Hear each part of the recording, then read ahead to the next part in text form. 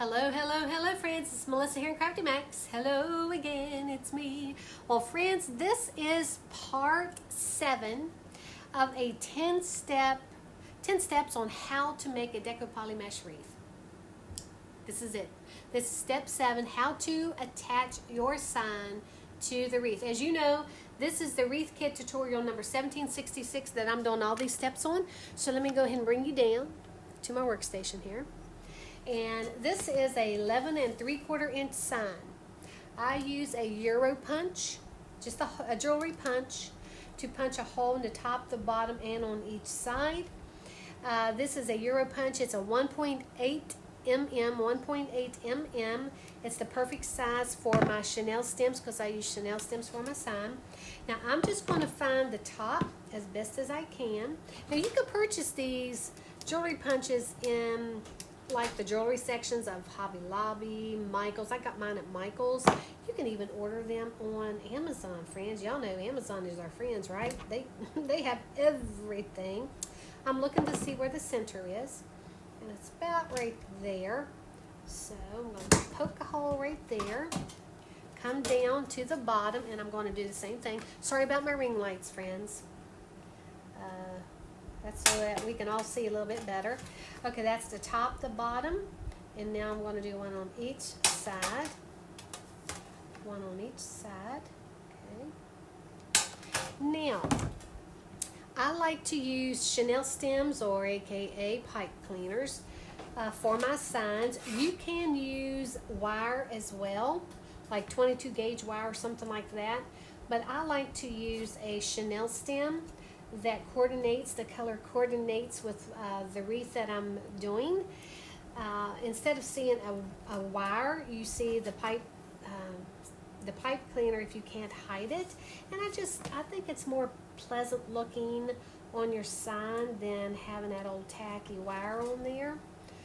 It's just the way I am, you know.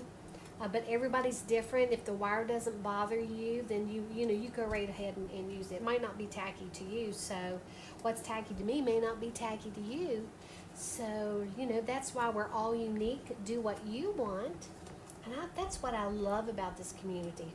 We are all so different. And it's just really, it's a lot of fun to go and see how people do different things.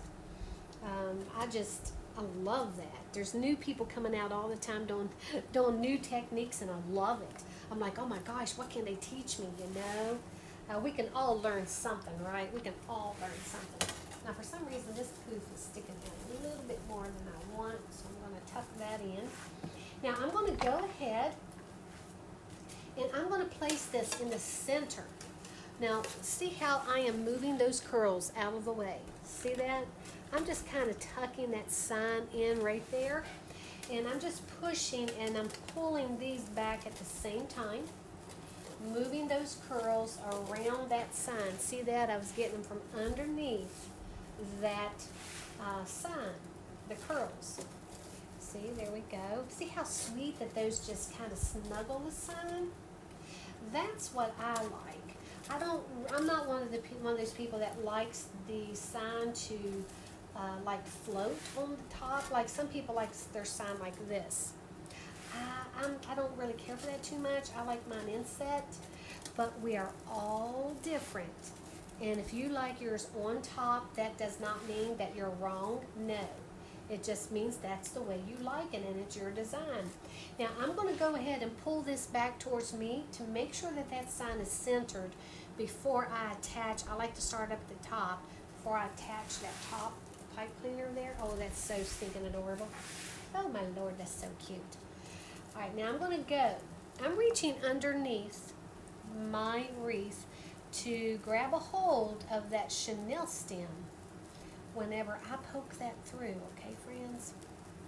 And if your meshes are thicker, sometimes it's a little bit more of a challenge, which is, it's okay. You can do it. Don't think that you can't. It'll go through there. You can always use some kind of a tool if you need to help you get it through your mesh. It's no big deal. No big deal, my friends. All right, now, I want to pull it back up just a little bit more because it slipped. And if I need to adjust it, if it's not centered, I can adjust it when I go down to the bottom again. Now what I'm going to do is I'm going to hold that in place while I am pulling on that chenille stem, because I want to get that loosey-goosiness off of it. And then I'm going to wrap it around that frame underneath. And I'll show you how I'm doing that when I get to the fourth one. All right, here's that one. Let's come down here. Now I'm going to pull it back to me again just to make sure that it's still centered. Yep, that's looking really stinking cute. I don't know if I'm liking right where that, I'm going to move this because I don't really care for right where that sign is right here, because there's not a tie there and your eye is going to be drawn to that area. This is good that this happened because I look for things like that. Now if I notice that there's not a tie right here, then my ribbon, there's going to be like a space here that's going to look kind of weird. So I'm going to move this over here so that it's in between two ties. See that right there? Right between two ties. So I know that two ribbons are going to go here right between where I'm going to be tying that off. And it's going to look more pleasing to the eye doing it that way. All right. Go through. And I hope that made sense. Here we go. Oh yeah, that's so much better already, friends. So much better. Loving it. All right, now I'm going to hold on to that sign once again while I'm pulling on that chenille stem. Okay, let's wrap that around. Don't y'all love this stuff? I absolutely, I enjoy making wreaths so much, and I hope that this inspires some of you to, want to continue down this journey. It is a lot of fun. This is a wonderful community too. Now I'm going to pull it back to me, make sure it's still centered. That is still centered. Move that curl out of the way. Reach in underneath. Okay. And I like to go through my mesh only. I don't go through the curl with that chenille stem in case I need to move it. If you go through your curl, sometimes it's hard to move your curls if you've stuck a pipe cleaner through them, okay? Tying it off underneath. All right, just that. Coming over here. Let's make it, I'm going to pull it back to me again, make sure it's still centered. See how that shifted just a hair. All right, coming over here to this side.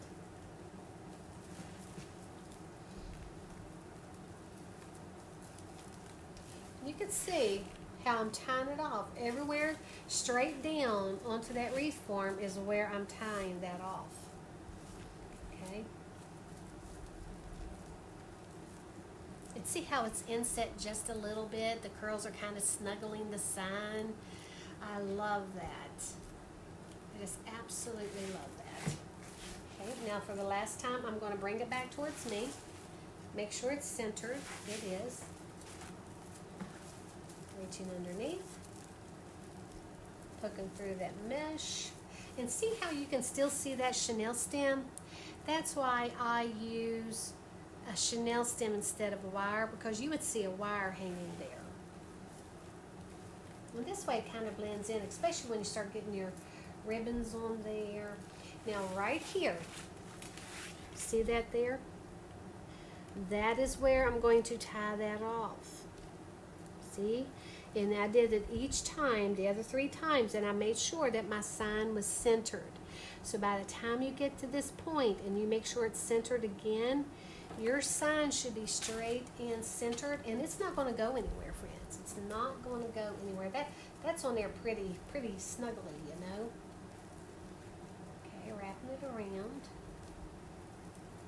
And this, my friends, is how you attach your sign.